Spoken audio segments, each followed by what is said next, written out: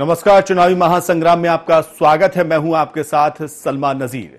देश के साथ मध्य प्रदेश में भी लोकसभा चुनाव का सियासी घमासान गतिमान हो चला है। मध्य प्रदेश की 29 लोकसभा सीटों के अखाड़े में दांवपेच की जोर आजमाइश हो रही है, तो वहीं अपने अपने कुनबे में एक सीट के लिए जमावट का सिलसिला लगातार जारी है। इस जमावट के बीच क्या कहते हैं आपके नेता और इस बार के लोकसभा चुनाव में क्या है मतदाता का मूड, कोशिश करेंगे जानने की। और आज हम बात करेंगे संसदीय सीट बालाघाट की, जानेंगे बालाघाट सीट के सियासी गणित को, देखेंगे सीट की वर्तमान स्थिति और पिछले सियासी इतिहास को। तो सबसे पहले बात करते हैं बालाघाट लोकसभा सीट की।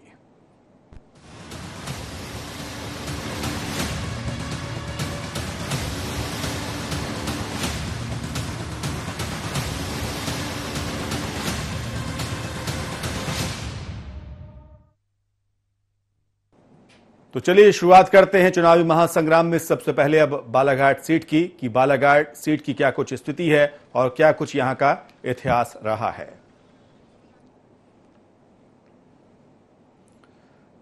तो संसदीय सीट बालाघाट की हम बात कर रहे हैं। संसदीय सीट बालाघाट के इतिहास की अगर बात की जाए तो यहां पर अभी वर्तमान सांसद हैं बोध सिंह भगत। तो बीजेपी ने ढाल सिंह बिसेन पर अब भरोसा जताया है। बोध सिंह भगत का यहां पर टिकट काटा गया है, तो कांग्रेस ने मधु भगत को मैदान में उतारा है। तो वर्तमान सांसद बोध सिंह भगत का यहां पर टिकट कटा है। बालाघाट सीट की हम बात कर रहे हैं जहां पर बोध सिंह भगत का टिकट कटा है और यहां पर ढाल सिंह को चुनावी मैदान में बीजेपी की तरफ से उतारा गया है। तो वर्तमान सांसद बोध सिंह भगत यहां पर अभी वर्तमान सांसद हैं।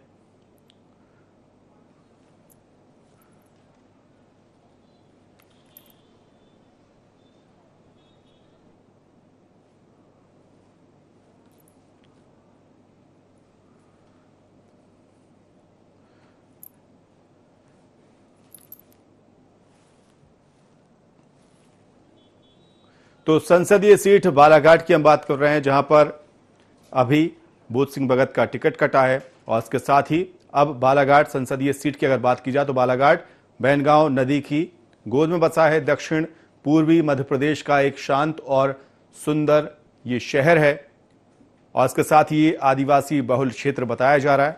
आदिवासी बहुल क्षेत्र है। बालाघाट जिला वन संपदा से समृद्ध है।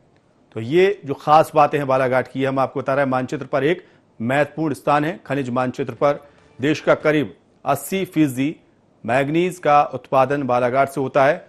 बालाघाट में किसी एक खास नेता की पकड़ नहीं रही है, लेकिन मध्य प्रदेश की बालाघाट लोकसभा सीट पर फिलहाल बीजेपी का कब्जा है। पिछले कुछ नतीजों को देखा जाए तो यह सीट बीजेपी का गढ़ कही जाती 1998 से, यानी बीते 5 बार से इस सीट पर बीजेपी का कब्जा है। और इसके साथ ही जनसंख्या 23,61,361 है, जिसमें से 84% जनसंख्या गांव में, 15% लोग यहां पर शहर में निवास करते हैं। बालाघाट वैनगंगा नदी की गोद में बसा है। तो ये खास बातें हैं बालाघाट संसदीय सीट की।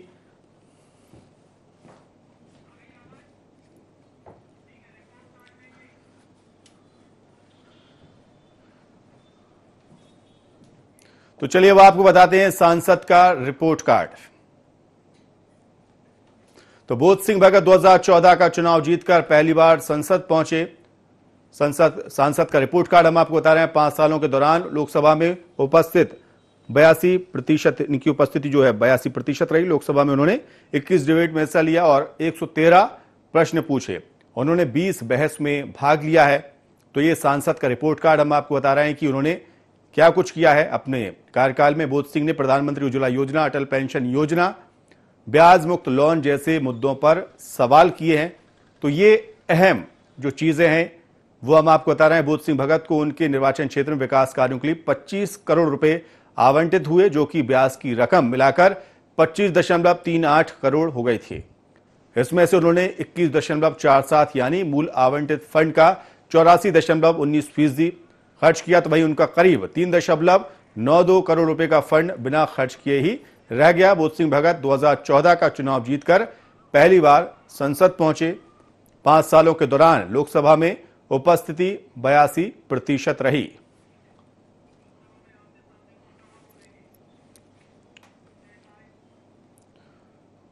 और चलिए अब आपको बताते हैं कि 2014 के चुनाव में किसके बीच मुकाबला था, कौन आमने सामने था, क्या स्थिति थी। तो पिछली बार कौन आमने सामने रहा, अगर बात की जाए बालाघाट सीट की तो कौन आमने सामने रहा, यह हम आपको दिखाने की कोशिश कर रहे हैं। साल 2014 के चुनाव में सीट पर भाजपा ने बोध सिंह भगत को प्रत्याशी बनाया और इसके साथ ही कांग्रेस ने लांजी से विधायक हिना कांवरे को मैदान में उतारा। कांग्रेस ने लांजी से हिना कांवरे को मैदान में उतारा और इस सीट पर साल 2014 के चुनाव में नंबर 2 पर कांग्रेस तो नंबर 3 पर समाजवादी पार्टी रही और भाजपा के बोध सिंह भगत ने कांग्रेस की हिना कांवरे को 96,041 मतों से हराया था। लोकसभा क्षेत्र में 2014 में कुल वोटरों की संख्या 16,29,769 थी और 11,13,364 लोगों ने अपने मत का भी प्रयोग किया। तो पिछले लोकसभा चुनाव में संसदीय क्षेत्र में भाजपा ने जातिगत वोट को ध्यान में रखा और भाजपा ने पवार जाति के पूर्व विधायक बोध सिंह भगत को यहां पर प्रत्याशी बनाया था, जिन्होंने जीत हासिल की थी। तो वहीं पिछली बार कौन आमने सामने रहा, यह हमने आपको बताया।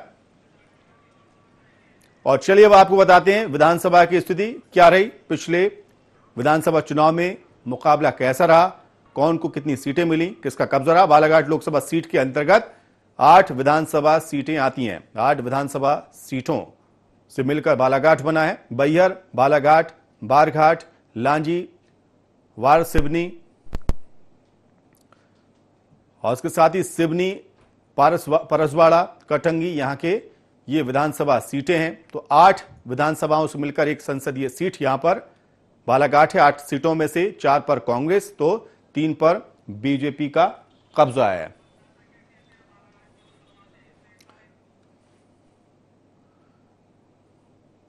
और चलिए अब आपको सुनाते हैं क्या कुछ कहती है बालाघाट की आवाम। युवाओं को आजकल चाहिए बेरोजगारी की जो समस्या है उसके लिए थोड़ा आगे आके काम हो। बेरोजगार जो आजकल युवा, जो बहुत सारे युवा हैं अच्छे लिखे पढ़े लिखे हैं, उसके बाद उनको काम नहीं है, तो ये होना चाहिए कि यार उनको रोजगार की सुविधा मिले। कार्य का यदि देखा जाए तो सभी जो अभी तक के बालाघाट में ब्रॉडगेज का काम नहीं हो रहा था, ब्रॉडगेज के लिए काम किया गया। Balaghat to Nagpur direct train चालू हो चुकी है। इवन यहाँ पे इलेक्ट्रिक ट्रेन का भी काम शुरू हो चुका है। तो सांसद का कार्य भी अच्छा है। कांग्रेस के शासनकाल से आज की अगर आप बीजेपी के शासनकाल को देखोगे तो हमारे देश की स्थिति काफ़ी सुदृढ़ हुई है। आप रोजगार के इस पे जाएं, शिक्षा के इस पे चले जाएं, किसी भी स्तर पे जाएंगे तो आपको कांग्रेस की अपेक्षा बीजेपी में अच्छा ही वर्चस्व देखने मिला है। भैया प्रधानमंत्री के तौर में नरेंद्र मोदी के अलावा कोई दूसरा चेहरा नहीं है। बहुत बड़ा बदलाव देखा उनने, अपना हर चीज़ की व्यवस्था किया उनने और हर चीज़ की बढ़ोतरी मिल रही है। और उनके रहने पे 5 साल के अंदर तो बहुत बड़ा कार्य भी किया उनने।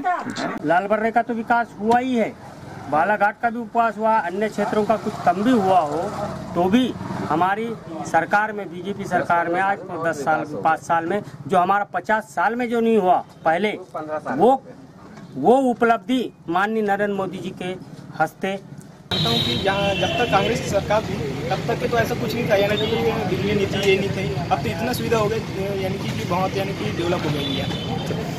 बहुत से बदलाव देखे, कुछ अच्छे भी देखे और कुछ ऐसे भी देखे जो नहीं होना चाहिए था। जी जी। जैसे 2014 से लेकर 2017 तक के आए दिन की महंगाई, ये तो सभी लोग जानते हैं। ये तो एक बहुत बड़ा बदलाव है। अगर विकास की बात की जाती है तो कुछ विकास जरूर हुआ है जो हमें देखने मिलता है, परंतु जो मूलभूत सुविधाएं जैसे रोजगार से लेकर हर एक संभावना जो रहनी चाहिए, युवाओं के लिए रोजगार की संभावना यहाँ पे नहीं हो पाई। यदि यहाँ पे युवाओं के लिए रोजगार की संभावना नहीं हो पाती तो शायद ये मेरे लिए विकास कहीं से कहीं तक नहीं कह रहा। 2014 से लेकर आज तक में कुछ सुधार तो हुआ है, व्यवस्थाओं में भी सुधार हुआ है और सड़कों में भी सुधार हुआ है और बहुत कुछ सुविधाएं बदली है। कोई अंतर नहीं। 2014 में संसदीय क्षेत्र का, हमारे सिवनी बालाघाट संसदीय क्षेत्र का चुनाव हुआ था, जिसे बीजेपी के सांसद सम्मानीय बोध सिंह भगत जी चुनाव जीते थे। आज तक उनके द्वारा क्षेत्र में कोई विकास नहीं हुआ। रेल लाइन के काम पूरे ठप पड़े हुए हैं। जो रेल लाइन सरकार द्वारा स्वीकृत हुई है, आज तक पूरी रेल लाइन ढप पड़ी और कई रेल लाइनों की घोषणा की गई है, आज तक वो घोषणा पूरी नहीं की गई है। इन 5 सालों में जनता में विश्वास में कमी आई। विधानसभा पर चुनाव में भी हमने देख लिया, भाजपा के खिलाफ वोट पड़ा है। सड़क, बिजली, पानी की जो समस्या गौर हो गई। आज राष्ट्र की अस्मिता का सवाल। हमारे प्रधानमंत्री जी ने जो डिसीजन लिए, चाहे वो सर्जिकल स्ट्राइक हो, नोटबंदी हो, जीएसटी का मामला हो, उससे उनकी साख बढ़ी है। वर्तमान में यहाँ परिदृश्य में 2014 में लोगों में एक मोदी जी के प्रति विश्वास की भावना थी कि वे किस तरह से काम करेंगे, हमारा देश किस तरह से आगे बढ़ेगा। इन 5 सालों में मोदी जी ने यह सब सच करके साबित करके दिखाया कि उनके अंदर कितनी योग्यता है। हमारे यहाँ जो सांसद, माननीय सांसद जी हैं, उनके द्वारा अभी ट्रेन का मैं आपको ब्रॉडगेज पे काम किया गया, जिसमें उन्होंने सफलता हासिल की और नागपुर और बालाघाट से डायरेक्ट ट्रेन उन्होंने चालू करवाया। तो देखा आपने क्या कुछ मिजाज है वहाँ की आवाम का। कुछ का कहना है कि जो सांसद महोदय ने जो काम किए थे बहुत बढ़िया किए हैं, और इसके साथ ही कई ऐसी मूलभूत सुविधाएं हैं जिसको लेकर सवाल खड़े किए जा रहे हैं। किसी का ये कहना है कि रेल लाइन का वादा किया था लेकिन उसको पूरा नहीं किया गया है। ज्यादा जानकारी के साथ रुख करते हैं न्यूज रूम का। ब्रजेश जैन हमारे साथ लाइव जुड़ गए। ब्रजेश, आपसे जानना चाहूंगा कि जिस तरह से आप भी सुन रहे होंगे जो वहां की जो आवाम है, क्या कुछ उनका कहना है। मुद्दे कई हैं, हालांकि कहा जाता है कि विधानसभा के मुद्दे अलग होते हैं, लोकसभा के मुद्दे अलग होते हैं, लेकिन जो ज्यादातर जो जनता है, जो विधानसभा में मुद्दे होने चाहिए उसी पर बात कर रही है लोकसभा में भी।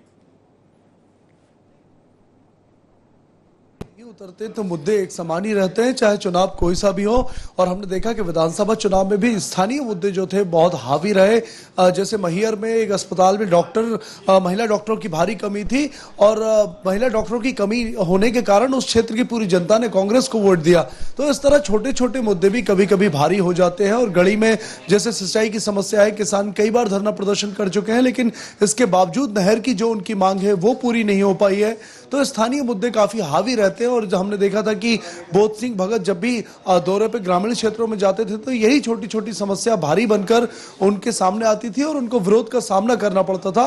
हालांकि उनकी एज काफी हो गई थी, 65 साल के लगभग वो पहुंच चुके थे, और इसी वजह से पार्टी ने उनका टिकट काटा। लेकिन स्थानीय मुद्दे कहीं ना कहीं इस लोकसभा चुनाव में भी इफेक्ट करने वाले हैं। और नक्सली जैसी बड़ी समस्याएं तो है ही, लेकिन स्थानीय मुद्दे भी इस चुनाव में भारी पड़ने वाले हैं। जी, लेकिन ब्रजेश, जिस तरह से बोध सिंह भगत को साइडलाइन किया गया है और यहाँ पर ढाल सिंह को ढाल बनाया गया है गौरीशंकर बिसेन के लिए बात की जाए, या फिर जो दूसरे जो बोध सिंह भगत के जो नाराज थे उस खेमे को मनाने की कोशिश की गई है, तो क्या लगता है आपको बीजेपी को इससे फायदा होगा या फिर नुकसान होने वाला है? जी बिल्कुल, देखिए एक सिटिंग सांसद का टिकट काटा गया है और साथ ही मौसम सिंह भी टिकट मांग रही थी, उनको टिकट नहीं दिया गया और इसके बावजूद ढाल सिंह को टिकट दिया गया है। तो कहीं ना कहीं दो खेमों में एक विरोध है। एक सिटिंग सांसद का जो खेमा है, उनकी जो टीम है वो भी विरोध कर रही थी कि दोबारा टिकट दिया जाए बोध सिंह को, और साथ ही मौसम सिंह ने भी यहां से दावा ठोका था और उन्होंने बीजेपी कार्यालय में आकर तमाम वरिष्ठ अधिकारियों से भी, पदाधिकारियों से चर्चा की थी, बात की थी और अपना दावा मजबूत किया था। समर्थकों के साथ वो बीजेपी कार्यालय पहुंची थी। तो दोनों ही खेमे जो है वो टिकट दिए जाने से नाराज हैं। हालांकि पहले भी पार्टी में बहुत सक्रियता से काम करते रहे ढाल सिंह बिसेन, और अब पार्टी ने एक बार फिर उन पर भरोसा जताया है। कहा जाता है कि तालमेल बिठाने के लिए दोनों ही गुटों में ढाल सिंह को टिकट दिया गया है। तो कहीं ना कहीं अभी टिकट देने के बाद में जो पार्टी है वो दोनों तीनों जो गुट हैं उनमें सामंजस्य बिठाने में लगी हुई है। बीजेपी कार्यालय में भी चर्चा लगातार इस बात की ही की जा रही है कि किसी भी तरह से विरोध जो बढ़ेगा तो विरोध रोकने के लिए क्या क्या चीजें हो सकती है, और जो विरोध करने वाले नेता है, जो संभावित पार्टी को लग रहा है कि ये चुनाव में साथ नहीं देंगे ढाल सिंह का या विरोध कर सकते हैं, तो उनको भी मनाने की कोशिशें पार्टी की तरफ से की जा रही हैं। जी, लेकिन ब्रजेश, एक तरफ अगर बीजेपी की बात की जाए तो बीजेपी के द्वारा या फिर ये कहा जाए जो वरिष्ठ नेता हैं साफ तौर से कहते हैं कि कोई हमारे अंदर नाराजगी नहीं है। गौरीशंकर बिसेन भी ये कहते हैं कि अच्छी खासे वोटों से यहाँ पर जिस व्यक्ति को जो टिकट दिया है ढाल सिंह को, वो करीब 2 लाख वोटों से यहाँ पर जीत हासिल करेंगे, इस तरह का बयान देते हैं।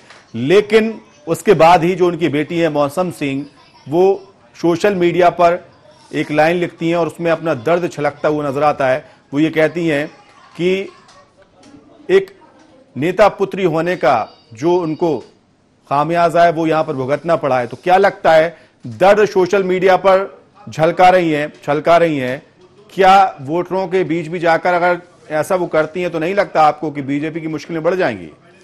जी बिल्कुल, देखिए मौसम सिंह बघेल ने दावा ठोका था और टिकट की मांग उनकी हालांकि पूरी नहीं हो पाई, लेकिन उनका पूरा भरोसा ये था, जब पिछले दिनों वो भोपाल आई थी और हमने भी उनसे बात की थी, तो उनका पूरा दावा था कि उनको टिकट मिलेगा। उन्हें वो पूरा भरोसा उन्होंने पार्टी पर जताया था। लेकिन जब टिकट नहीं मिला और ढाल सिंह को टिकट दे दिया गया तो फेसबुक पोस्ट के माध्यम से उन्होंने अपना गुस्सा जो है वो जताया था और ये कहा था कि वो इससे खुशी नहीं है, यानी कि आम कार्यकर्ता के तौर पर उनको नहीं देखा गया। इस बात से वो बहुत नाराज हैं। अगर मौसम सिंह बघेल और गौरी शंकर बिसेन जो है, बिसेन परिवार अगर ढाल सिंह का विरोध करता है तो पार्टी को खामियाजा भुगतना पड़ सकता है। साथ ही नाराजगी जो है, क्योंकि दोनों ही जो गुट है, चाहे वो ढाल सिंह का गुट हो चाहे बिसेन परिवार का गुट हो, वो दोनों के बीच में जो पुरानी रंजिश है वो जग जाहिर है। कई मौकों पर राजनीतिक मंचों पर हमने देखा है, जनता ने देखा है कि किस तरह दोनों ही गुट आपस में भिड़ते और विरोध करते नजर आते हैं। तो कहीं ना कहीं दो अलग अलग गुट हैं, अलग अलग विचारधाराएं उनकी रही होंगी, अलग अलग समर्थक उनके हैं, तो इसका खामियाजा जरूर बीजेपी को भुगतना पड़ सकता है। हालांकि ब्रजेश, मैं आपको रोकना चाहूंगा, शिव अनुराग पटेरिया सर जुड़ गए हैं, वरिष्ठ पत्रकार हैं, राजनीतिक विश्लेषक हैं। शिव अनुराग सर, बहुत बहुत स्वागत है आपका। जी सर, स्वागत है आपका। धन्यवाद जी सर, आपसे जानना चाहूंगा, हम बात कर रहे हैं बालाघाट संसदीय सीट की, कि वहां पर बोध सिंह भगत का टिकट काटा गया है और यहां पर ढाल सिंह को ढाल बनाया गया है। क्या माना जाए, गौरी शंकर बिसेन खेमे में नाराजगी थी, इसके साथ ही इनकी आपस में जो खींचतान है कई बार मीडिया के सामने भी आई है, तो इसलिए ढाल बनाने के लिए ढाल सिंह को उम्मीदवार बनाया गया। मुझे लगता है कि वास्तव में बोध सिंह भगत और बिसेन की जो इसके बीच एक बीच का रास्ता निकालने की कोशिश की गई है।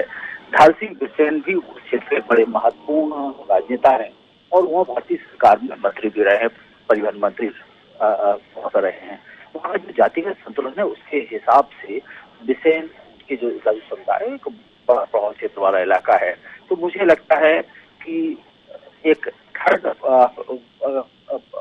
एम्पायर को लेकर या प्रत्याशी को लेकर जिस तरह से भारतीय जनता पार्टी ने प्रयोग किया है, दरअसल अपने गढ़ को बचाने की बड़ी कोशिश है। बालाघाट संसदीय क्षेत्र वो इलाका है जो 1989 से, यानी तब से लेके अब तक 5 बार यहाँ पर भाजपा चुनाव जीत चुकी है और अभी 6वीं बार उसको वो छक्का लगा पाएगी कि नहीं लगा पाएगी, ये सबसे बड़ी बात है। जी शिव अनुराग सर, आपसे यह भी जानना चाहूंगा कि लगातार बीजेपी की अगर बात की जाए, चाहे वो बालाघाट की बात की जाए, यहाँ पर मैं अन्य सीटों की भी बात करना चाहूंगा, तो जो बीजेपी की जो तमाम नेता हैं, कैडर बेस्ड पार्टी कहा जाता है बीजेपी को, लेकिन विधानसभा चुनाव में भी आपने देखा कि किस तरह के जो नतीजे हैं वो यहाँ पर विधानसभा में देखने को मिले और लोकसभा में भी वही जो समस्याएं हैं वो खड़ी होती जा रही हैं अपनों के द्वारा।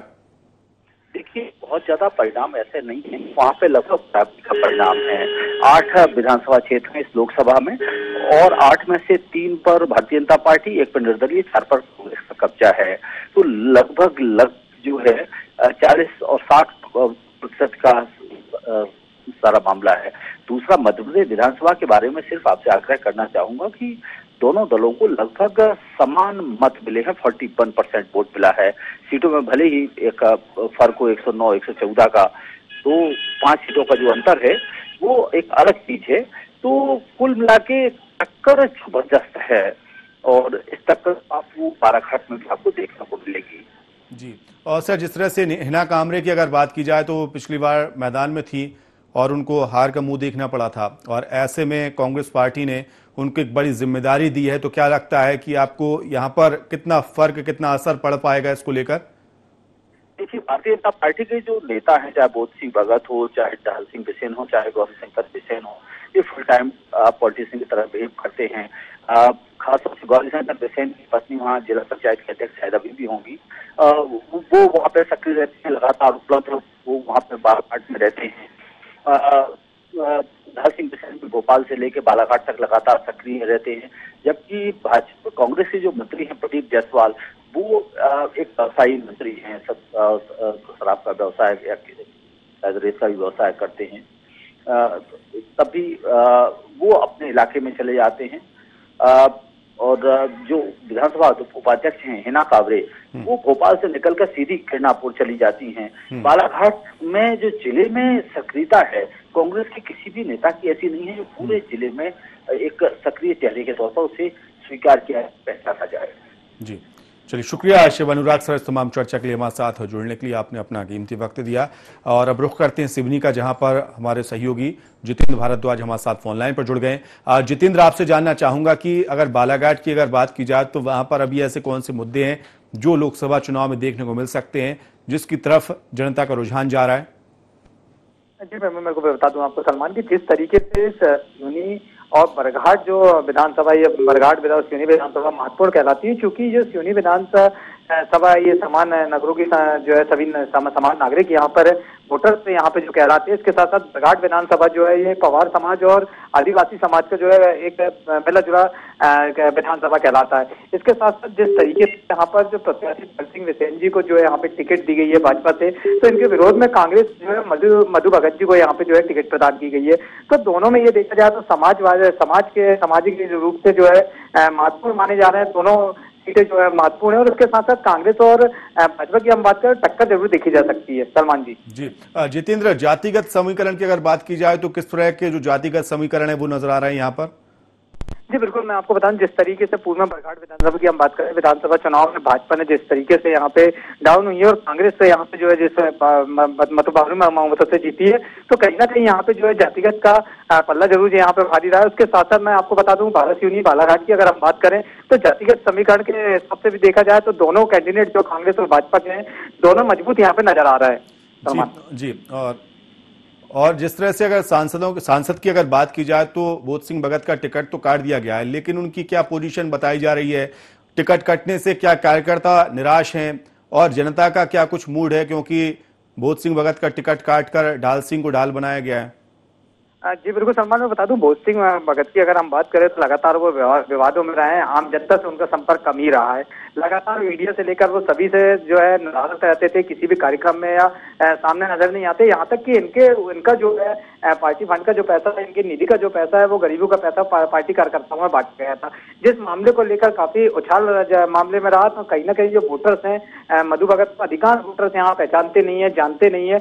बात के साथ साथ में यहाँ पे जो उनका विवाद है, विवाद कार्यकर्ता स्पष्ट नजर आता है। तो ढाल सिंह विसेन की अगर हम बात करें तो चूंकि विभागीय मंत्री पूर्व में रहे हैं और वर्तमान में उनकी पोजीशन जो है जातिगत समीकरण की बात करें या अन्य हम बात करें थोड़ी मजबूत समझ में आती है। जितेंद्र, ये बताइए कि जो विकास की अगर बात की जाए तो विकास के मामले में क्या कुछ है? देखिए सलमान जी, अगर विकास की हम बात करें तो बालाघाट तो वैसे विकास लगातार वहाँ होते रहता है, क्योंकि वहाँ पे मंत्री बैठे हुए हैं और वो जिला जो है वैसे ट्राइबल में आता है। लेकिन सिवनी जो है हमेशा सिवनी के साथ सौतेला व्यवहार स्पष्ट नजर आता है। और यहाँ पर जो है पहला विकास कार्य जो हुआ है वो विधायक जो पूर्व मुख्यमंत्री शिवराज सिंह चौहान, उन्होंने मेडिकल कॉलेज दिया है। तो वो किस तरीके से देखा जाता है, भाजपा या वोटर्स जो है किस तरीके से इस क्षेत्र के वोटर्स उसको देखते हैं, ये देखने वाली बात होगी। लेकिन जितेंद्र, जिस तरह से अगर देखा जाए तो ज्यादातर जो सीटें हैं वो आदिवासी क्षेत्र में कही जाती हैं और उसके साथ ही केवल 18% के करीब जो आवाम है वो शहर में निवास करती है। तो यहाँ पर किस तरह के समीकरण नजर आ रहे हैं? जी बिल्कुल, मैं आपको बता दूं अगर विधानसभा में चुनाव की तुलना अगर की जाए वर्तमान में तो विधानसभा ने जो है विधानसभा के चुनाव में वोटर्स ने मन बदला था और कहीं ना कहीं कांग्रेस को जो है बहुमत दिया था। ग्रामीण क्षेत्रों की हम बात करें तो अगर भाजपा की अगर जीत की बात करें तो भाजपा जो है शहरी क्षेत्र से जीती थी। अब वर्तमान में जिस तरीके से रुझान समझ में आ रहा है, विकास की हम बात करें तो गाँव में जो है अधिकांश जो है बहुत सी हम बात करें या सांसदों की बात करें तो वो वहाँ पहुंचे नहीं है, जानते नहीं। कहीं ना कहीं एक तौर से जो है इस क्षेत्र का जिले की हम बात करें वोटर्स की तो नाराज जरूर है। सलमान जी चलिए, शुक्रिया इस तमाम जानकारी के लिए जितेंद्र भारद्वाज। एक बार फिर रुख करते हैं न्यूज रूम का, जहां पर ब्रजेश हमारे साथ बने हुए हैं। ब्रजेश, आपसे जानना चाहूंगा कि जो नाराजगी है उस पर हम बात कर रहे थे कि स्थानीय लोगों की कुछ नाराजगी भी वहां पर देखी जा रही है। बोध सिंह भगत को अगर देखा जाए कि कई ऐसे कार्यकर्ता, उनसे भी उन्होंने मुलाकात नहीं की है, कई ऐसे वोटर हैं, आवाम है वहाँ की, वो उनसे डायरेक्ट मुखातिब नहीं हुई है। तो क्या लगता है कि जो नाराजगी है वो भी एक टिकट कटने का मसला रही है? और इसके साथ ही गौरी शंकर बिसेन की बात की जाए तो उनसे जो अच्छे संबंध हैं वो नहीं रहे हैं। तो क्या माना जाए ये दोनों चीजों ने काम किया और इसलिए पार्टी ने उनका टिकट काट दिया? जी बिल्कुल, देखिए जब रिपोर्ट कार्ड तैयार हो रहा था और संघ का भी सर्वे जब चल रहा था तो कहीं ना कहीं बोध सिंह भगत उतने अंक नहीं बटोर पाए थे जो टिकट के लिए काफी थे, क्योंकि एक तो पहली बार 2014 में बोध सिंह को पार्टी ने भरोसा जताकर टिकट दिया था और वो जीते भी थे। हालांकि बीजेपी लगातार 5 बार से जीत रही है, तो उसी तरीके से काम भी उतनी रफ्तार से होना चाहिए, क्योंकि लोगों की उम्मीद और एंटी इनकम्बेंसी का फर्क भी लगातार नेताओं को देखने को मिलता है। और लेकिन अगर हम ढाल सिंह बिसेन की बात करें तो वो लगातार सक्रिय रहे थे, लेकिन बोध सिंह सक्रिय नहीं रहे थे, जिसकी वजह से उनका टिकट काट दिया गया है। साथ ही उनकी सक्रियता तो रही नहीं, और विकास कार्य की अगर हम बात करें तो विकास कार्य भी नहीं करा पाए थे। वो कहीं ना कहीं जनता से असंतुष्टि सामने आई थी और इसीलिए उनका टिकट काटा है पार्टी ने। जी ब्रजेश, आपसे ये भी जानना चाहूंगा कि बोध सिंह क्या ढाल सिंह की ढाल बनेंगे, या फिर कहीं ऐसा ना हो कि एंटी इनकम्बेंसी तो ठीक है, जो आपसी हैं वही नुकसान पहुंचा दे पार्टी के लिए? जी बिल्कुल, देखिए अभी विरोध के कोई स्वर नहीं उठे हैं, ऐसी कोई बात अभी सामने नहीं आई है। हालांकि नाराजगी जरूर रहती है, जब किसी भी नेता का टिकट कटता है तो नाराजगी रहती है, पार्टी से नाराजगी जताई जाती है, पार्टी फोरम में भी और पब्लिक में भी, लेकिन अभी तक पब्लिक में ऐसी कोई नाराजगी सामने नहीं आई है। अब देखना यही होगा कि जो बोध सिंह है वो ढाल सिंह को समर्थन देते हैं या नहीं देते हैं। चलिए, बहुत शुक्रिया ब्रजेश जैन इस तमाम जानकारी के लिए, हमारे साथ जुड़ने के लिए। तो वाकई जो दिलचस्प मुकाबला है बालाघाट में देखने को मिल सकता है, क्योंकि जो सिटिंग सांसद हैं उनका टिकट काटा गया है और एक नए प्रत्याशी को वहां पर उम्मीदवार बनाया गया है। और ऐसे में अब ये देखना होगा कि जो पूर्व जो सांसद हैं, सांसद क्या जो वर्तमान में जिसको प्रत्याशी बनाया है उसको साथ लेकर चलते हैं, या फिर जो मुकाबला है वो कुछ और देखने को मिल सकता है। क्या वहां पर जो सांसद बोध सिंह भगत हैं वो ढाल सिंह को नुकसान पहुंचा सकते हैं? चुनावी महासंग्राम फिलहाल इतना ही। देखते रहिए IN24।